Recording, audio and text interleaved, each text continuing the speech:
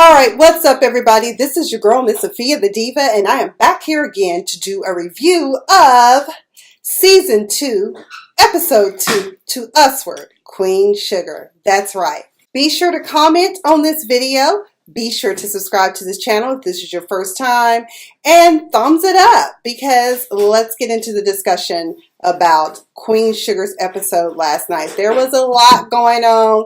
Soror Ava DuVernay, you had us all on the edge of our seats when it came to that whole setup with Vi and Hollywood. I loved the contrast, or maybe that's not the right word, but the way that you used Remy and Charlie's losses. Although Davis is still alive and well, it's still a loss because her marriage is now over. So when we left off last episode, Darla pumped the brakes on her and Ralph Angel's relationship, and he seemed so disappointed and heartbroken because, like, you're not breaking up with me, are you? And she's like, no, I'm just slowing it down.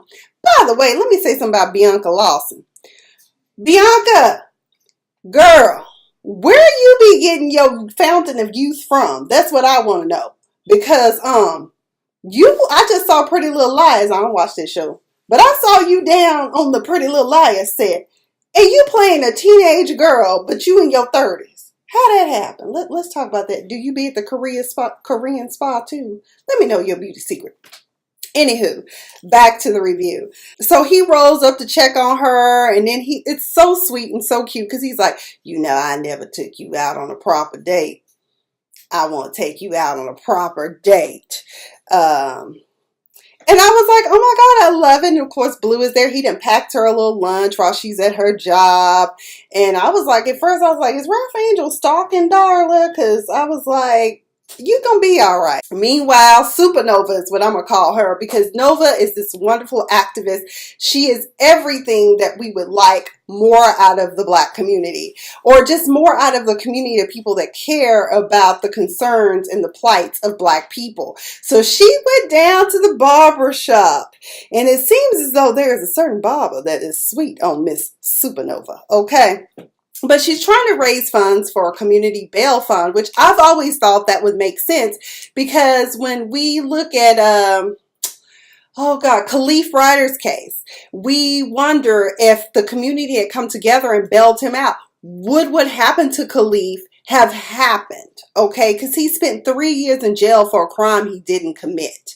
So if we as a community, as a village, came together and created a community fund, we could bail people out for petty crimes. And then these states would continue to get free slave labor like they do, and continue to pocket money that they do from the kickbacks from private prisons. So I think that's commendable. The Black barber was trying to get with her, and Nova acting. I was like, girl, now look, you're up here screwing all the white chocolate in New Orleans down to the 5th Ward. Is it the 5th Ward or the 9th Ward? I don't know. Because, you know, Houston, New Orleans, New Orleans adjacent. But then there's Micah. Micah is a peculiar case. This is a child who has been sheltered his entire life. He's a rich kid, never really known anything, not a bad kid, never really gotten into any real trouble other than that time that little hot tail girl he was messing around with in LA set him up. But he's traumatized. We learned that he is not eating. He's very quiet, withdrawn. It is traumatizing to know that I was driving while Black, and I'm going to go to jail for driving while Black in a fancy car that my wealthy parents bought for me. So he's not doing too well. Micah was very peculiar in this episode. Nova was reaching out to him to tell him that, you know, she's going to be there for him. And they've always had a great relationship, which, remember, last season, Charlie kind of had an issue with the relationship. But I think that Nova was trying to say that it's perfectly okay for his upbringing, but he also needs to know about the lives of others and how others that are similarly in his age category are. So that's one thing that happened. So I'm hoping that Charlie and Davis will come together and get their son some help, because I know right now they're trying to split everything, marital property, the emotional task that it takes. So you got 2 adults and a child in the middle. It would be far less complicated if you didn't. Divorce is much easier when you don't have children, unless you're that attached to material items, but okay. We learned that Charlie is getting, I love that outfit that Charlie had on, but we learned that Charlie is getting ready to go to a final divorce mediation. They've chosen to settle their marriage in a mediation. But wait a minute, ain't that just like family? Like, we going too, all of us going, because everybody want to whoop David's ass, okay? Basically, everybody unvied, they ready to roll out deep. And you know, we already seen how unvied get crunk with a little liquor in the system. You know, it's like, oh, hell, she was ready to beat ass in the club, okay? Meanwhile, Ralph Angel is trying to get the soybean harvest together. He's going to the feed mill. We are revisited with another reminder of Pop's absence in this family when Blue is feeding the chicks. And he's just like, Blue, what are you doing? And he was like, I do this every time I come. I used to do it with Pops. So that that was a touching moment. But when he goes to the bank, he learns that he can't sign by himself anymore. He now has to have his sister sign with him. And then my question becomes, and comment down below if you have an opinion on it, do you think that these new signature requirements at the bank will cause Ralph Angel to decide, man, fuck this shit, I'm a flex. Here's the coddle, so Pops left everything to me, and so you two, my sisters, get nothing. Absolutely nothing. So comment down below, let me know what you think. Meanwhile, Vi is down at the High Yellow, honey. That's right, we learned that she's the manager. Because, I mean, that's one of the things that I find interesting about employers is that you have a perfectly good employee, but when you treat them like crap and they walk away, then you up there looking like boo-boo for the food will have to grovel for them to come back. And that's what happened with Vi, because she was good at what she did, good at coordinating, good at ordering the food, you know, good at making everyone feel at home, even though it's a restaurant. So she's the manager, but things are in total chaos. The refrigerator broke, stove broke, she's short staffed. So she's just, but Vi is working and she is so cool under pressure. Meanwhile, Ralph Angel, like, I need to go handle up on some business. Can you watch? Blue, she put Blue to work. Blue gonna be filling the sugar packets, refilling the sugar packets thing. But I think Vi sensed that he was probably getting ready to go for Charlie. And that's when she said, just for today, can you give her some grace? Because this is her final divorce mediation. Things should be final. But I guess the business that Ralph Angel really was looking to do was to talk to Remy. Remy in his feelings, but then I figure out why Remy is actually in his feelings, and it's really sad. But before we go there, let's talk about the conversation. Remy Newell is that young man who sat at the feet of great older men and collected a lot of wisdom. Okay, he's very wise. I like Dondre Whitfield's character, Remy, because Ralph Angel is doubting himself, but Remy is telling him, if this is something that you really, really want, go for it. You can get a micro loan from the little farm place.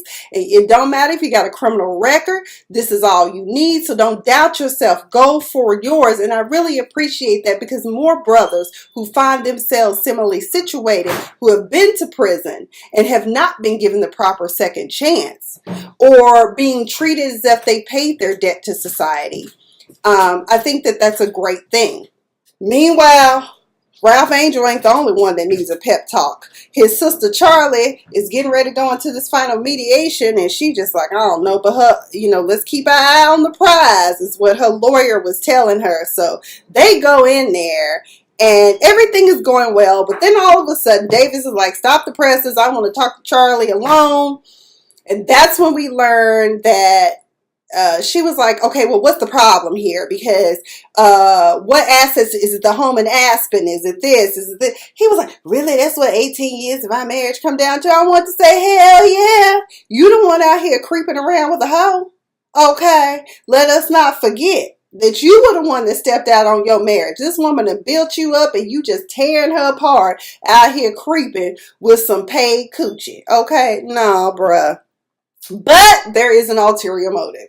He has decided that given everything that has happened, and I commend Davis for this, since his son went through that very traumatic thing, he was like, because the whole thing of me coming down here and playing for this team is to spend more time with my son, and I think I need joint custody. And Charlie doesn't want to give him joint custody. And in some ways I can see that, because you have a father who was gallivanting around paying for coochie when he had coochie at home, what kind of role model are you really going to be for your son? But at the end of the day, Charlie, that's his child.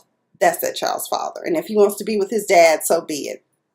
So Charlie's kind of finds herself in a tailspin. The lawyers come back in. We see her later on in the parking lot calling Micah. Micah told his mama he needs space. I said, did he just say he needs space? Because in my mind, I was thinking, I know that you've been through a traumatic experience, but I would never talk to mama, tell mama, look at mama, I'm 16 and I need space. I would have got knocked into the next week. But okay, we're gonna be a little bit more patient, a little bit more kinder and tender with little Micah, okay? Because he just, he was doing too much. Meanwhile, Roberta, y'all remember Miss Roberta, honey, from last season, okay? She has some very grave news for Aunt Vi.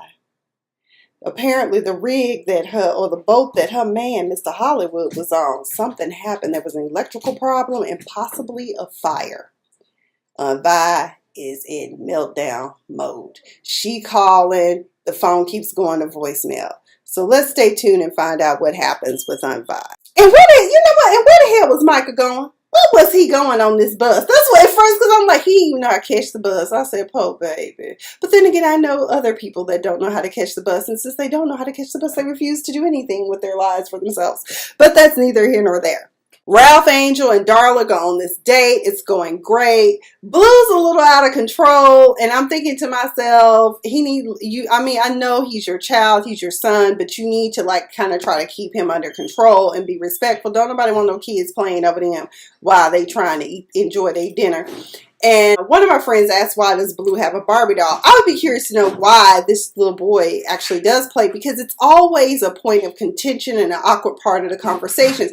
Because in general, our society has not moved to the fact that there are boy toys and girl toys, when everyone is saying that no, all girls and boys can play. To me personally, when I was growing up, I played with G.I. Joe, Transformers, and Battle Cat. Okay, Thundercats. Ho! So it didn't matter. I had Barbies and Thundercats and everything else going on. So I don't know, because I had male cousins growing up pretty much. I think it was just me and my cousin Nicole that were the girls in our age bracket. Who can I run to when I need love? Charlie done ran to Remy. Remy opened that door like, it's your ass. What the hell are you doing at my doorstep? But we find out, Remy said, I usually don't take visitors on this day.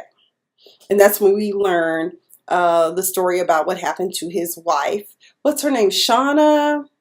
I can't remember. But Charlie's like, oh, I'm so sorry. I wouldn't have came over. It's just amazing how two hearts come together. I said heartbreak comes to Remy Newell's door. She's losing her husband and he lost his wife. We learned that she died in action. She was military. Wait a minute. Let me go back. Charlie comes to Remy's door. He doesn't want to take visitors because this is the anniversary of his wife's death. It's been 4 years. A lot of forlonging going.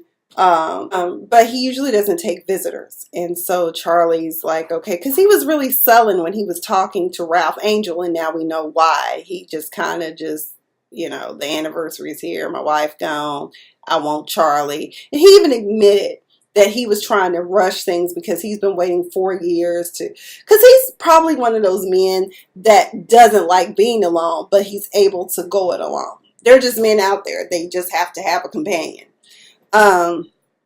But I get that sense from him that he really liked Charlie. And he may have been admiring Charlie for years. Who knows? Because, he was very, very close to the borderline sibling's dad. As a matter of fact, he admits that Pop was there for him when he lost his wife.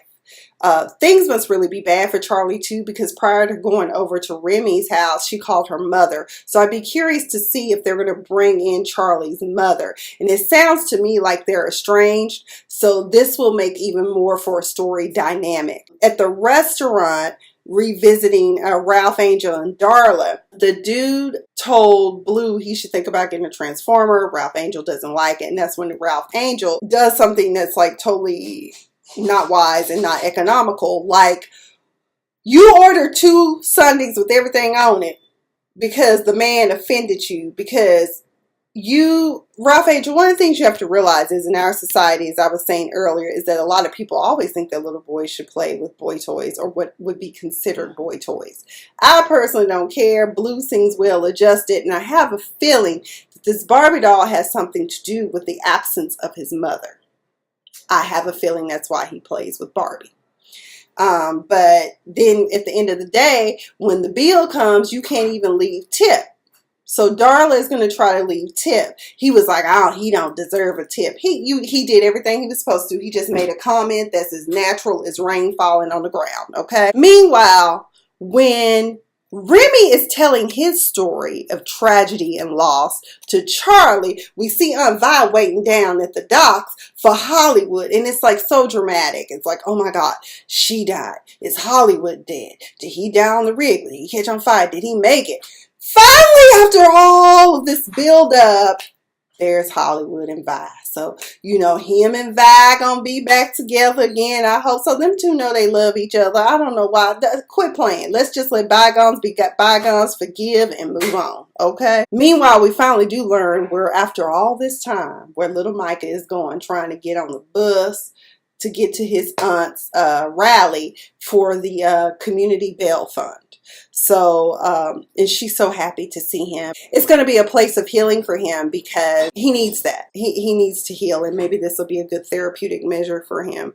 Meanwhile, we learned the farm loan is probably going to go through the micro loan that he's applied for so that Ralph Angel can get the soybean and show his sisters that he can take care of things. I still wonder about the codicil. I know that Darla brings that up a lot too. So like I said in my previous video, I really do believe that Darla is going to be the one to spill the beans about this. So things are looking up for Ralph Angel. I'm really proud of Ralph Angel. Okay, but I think that's pretty much it. So comment down below. Let me know what you thought about this episode. So this has been Miss Sophia the Diva's thoughts and analysis of the season 2, episode 2, To Usward, of which is Queen Sugar. Thank you, OWN, for bringing us great productions. I wanted to review Greenleaf, but I just never had time to review Greenleaf. For some reason, I always do Queen Sugar, though. I don't know. But anywho, let me get off of here. And thank you guys for joining, for watching. Again, comment, subscribe, share. Again, as always, you've been all that, and I've been Miss Sophia the Diva.